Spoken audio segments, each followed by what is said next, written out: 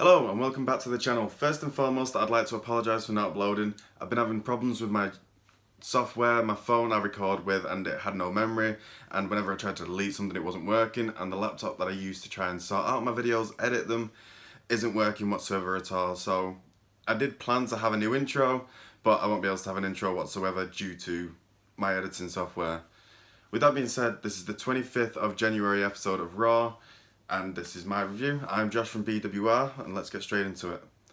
Our first talking point is probably going to be Edge has returned, and he's announced that he's entering the Royal Rumble, and that he wants to get back to what he never lost, that pinnacle of his career, and leaving on top with the title. We then open the show with Drew McIntyre. He's basically coming out saying like, I'm going to win at the Royal Rumble, and I want to dedicate this match to any victim of COVID, whether they be alive or passed away. He wants to dedicate this match to him, so that's almost like a guarantee of he's probably winning at the Rumble, thankfully. This leads to Miz and Morrison coming out. Miz and Morrison are trying to go, and they're basically saying no matter what happens, Miz will be leaving Mr. Money in the Bank, but Mr. Money in the Bank will become Mr. WWE Champion.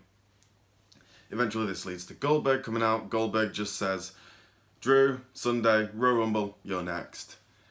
This leads to a bit of childish provoking from Miz and Morrison, but Miz and Morrison eventually just get dragged into the ring, hit with a spear, hit with a claymore, job done. Following that we have I nearly said fun match, it was not even close to fun. We had Shayna Baszler going against Charlotte Flair. Potentially could have been a good match. On paper, excellent match, ready and waiting. It's not what we got. What we got instead was about 2 minutes before Charlotte kicks Nia Jax on the outside, so Nia hits her with a leg drop, which ultimately looked like it was going to end in a tap out to Shayna because of figure 4. Either of them is poor. And this led to Mandy Rose and Dana Brooke coming out. We ended up having a 6-woman tag, Lacey Evans joining the heels, and Charlotte joining Mandy Rose and Dana Brooke. Yeah, this match was just a botch fest. And I can explain why. We had Charlotte and Shayna Baszler drifting to the outside, and referees, as we know in WWE, are always taught to treat it like it's a real fight. So Shayna, they mustn't have heard the count, got counted out for 10. This led to, during the break, not General Manager Adam Pearce creating a restart, just saying like, oh, you want a rematch? Well, do you agree to it? Yeah. Okay, it's some way of sorting it out. Fair enough. But again, this was just botch filled. Like, the moves looked clunky. None of it looked to seem work together. They might have got a bit shook up by the botch earlier on and didn't want to fuck up again. But Nia Jax ends up getting Dana Brooke up with a double-handed looked like it was supposed to be for a powerbomb, then she has her with a choke, and then slams it down. It looks like she lands hard on the back of her head, and apparently early reports are Dana Brooke hasn't suffered any concussions or like that, and I hope she's okay. If you're not, speedy recovery, but I hope you're okay. Someone needs to say something about Nia Jax. And after that she hits a leg drop onto her, and after that stiff blow, it looked a bit. It was just a poor match. I can see why they've done them winning, but the match was not great. We then shortly after that had Slapjack versus Xavier Woods in a quick little match. It was to further on the storyline of Mustafa Ali going against Kofi Kingston, I think, down the line. Before this, we have a little promo of Mustafa Ali saying, Kofi, you took my spot basically this year, I'm taking your spot in the Rumble. Xavier wins the match with a Shining Wizard quite early on. This leads to him getting beat down, and it was a quick little match. It was to carry on the story. I can see what they were trying to do, and I can see it, yeah. Sorry, that's just me turning over my notes. 3 hours of Raw, hard to remember everything. After this, we then have the VIP lounge of the Hurt Business. This was pretty much just the Hurt Business going, MVP, we love you. They given this 24 carat THB Hurt Business a chain like his MVP one. Looks pretty nice, to be fair. If it's genuine, that was not cheap.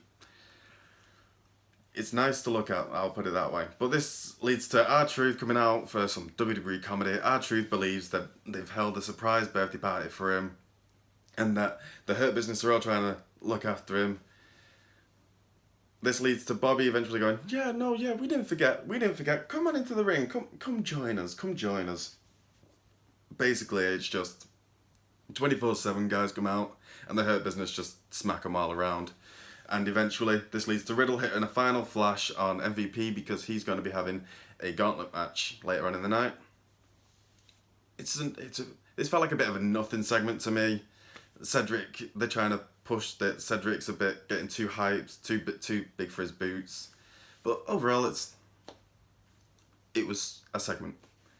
So far for me, this wasn't a great go-home show, but then we came into my favourite part of the show, which actually I didn't think it would be, was Sheamus versus John Morrison.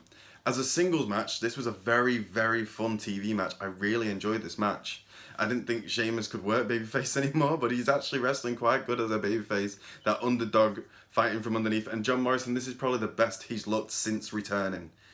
And that's saying something, because John Morrison, we know what he can do. We've seen it before he left WWE. We've seen it outside of WWE. We know that John Morrison can do very good stuff. So he needs to do more.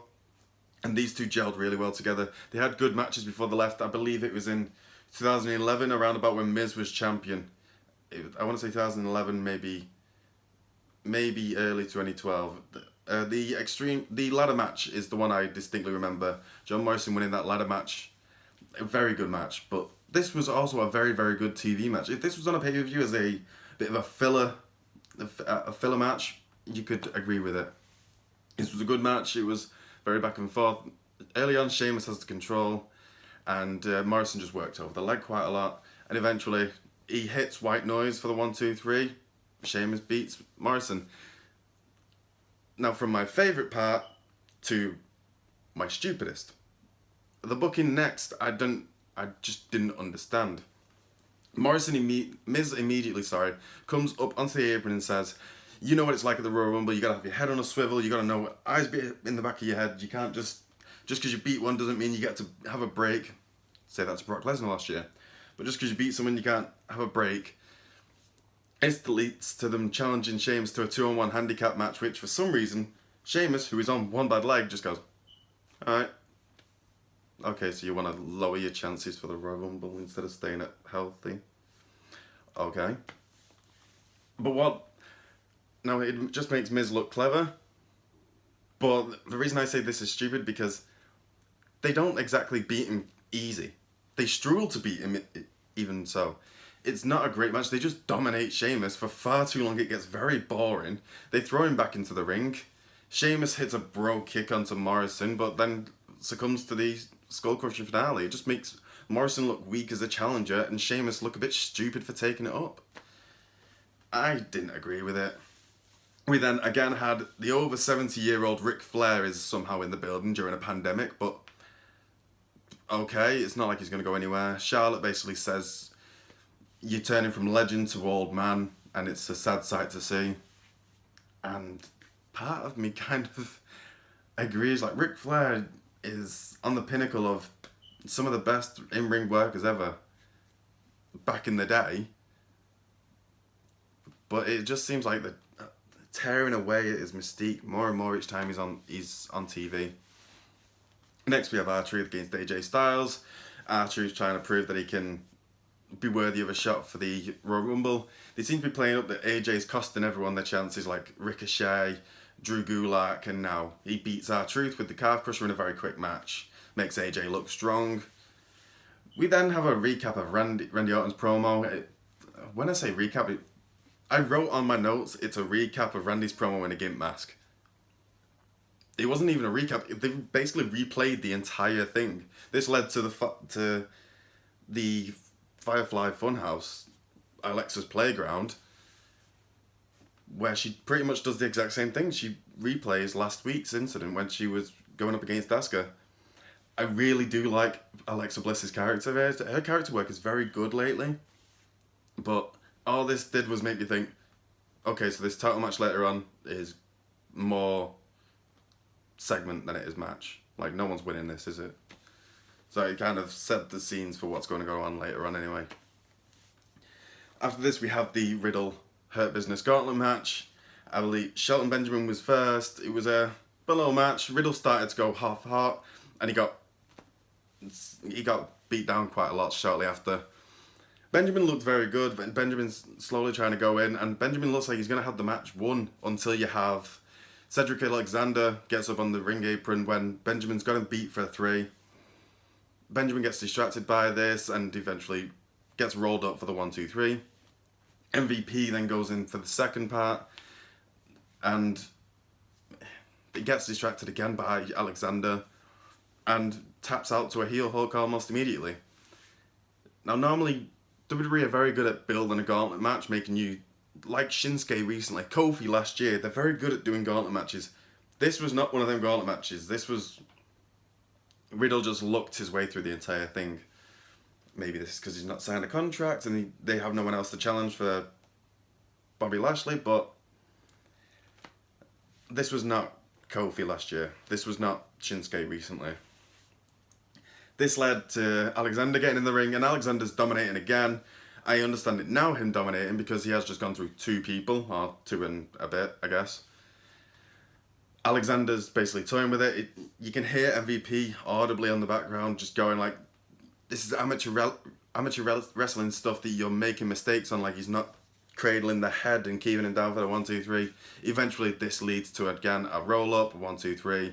Riddle wins, Riddle's going back, and the camera almost pans perfectly to, you can see Bobby come in, he's locking in the Lashley lock, and it's done. It was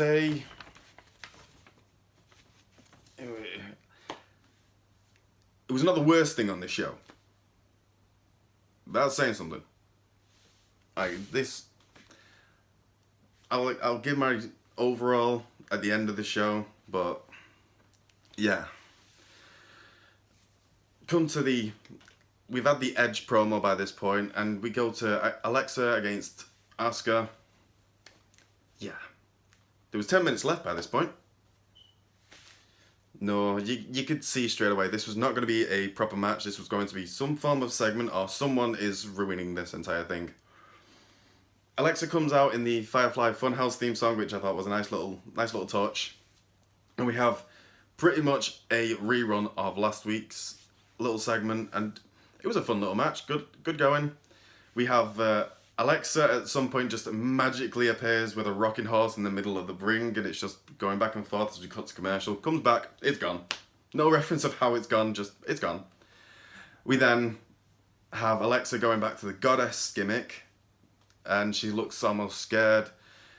My lady partner actually pointed out that she thinks it could be the Fiend's not there, so maybe his grip on her isn't as strong, and maybe she's getting scared of it all. I thought it was a nice little touch, but I think it was just their way of saying that Bliss has multiple personalities, like the Fiend. And then, shortly after, we have the Dark Bliss. I'm going to call it Evil Bliss for now. But we then have Evil Bliss, and Evil Bliss, again, like I just said, replay of last week. She's dodging everything, she's blocking everything. She locks in the mandible claw, escaping the Asuka lock at the same time. But as she's got the claw in, looking like she's about to hit maybe Sister Abigail, Randy appears from out of nowhere with his tomato-covered face and hits the RKO. There's no DQ, no nothing, we just cut off. Randy, it's as silly as I just described it. Had a tomato face. He didn't look burnt, he looked like he had ketchup smeared over his face. Overall, this show, if I was to give it a rating out of 5, if it wasn't a go-home show, I'd give it a 2 out of 5. The fact it's a go-home show for the Royal Rumble, in my opinion, my favourite pay-per-view of the year. It's the most unpredictable. It seems to be kind of unpredictable this year. I normally can get 1 of 2 for the final 2, but I think I'll struggle this year. For your go-home show, Monday Night Raw, your flagship show, this was awful for a go-home show.